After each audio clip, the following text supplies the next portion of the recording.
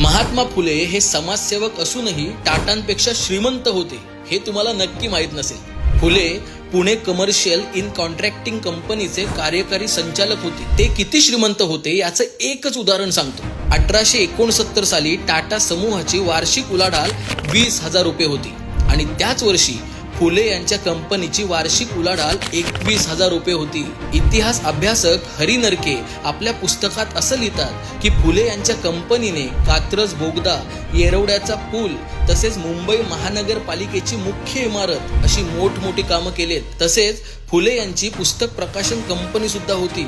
अहो एवढंच काय, सोन्याचे दागिने बनवणारे साची विकण्याची एजन्सी सुद्धा फुलेंकडे होती। तसेच महात्मा फुले यांची 20 एकर शेती सुद्धा होती। पण भारी गोष्ट तर पुढे आहे, ही सगळी संपत्ती, हा सगळा पैसा फुले समाजकार्यात दान करत होते। अशा मोठ्या मनाच्या माणसाला, क्रांती सूर्याला जयंती दिनी विनम्र अभिवादन।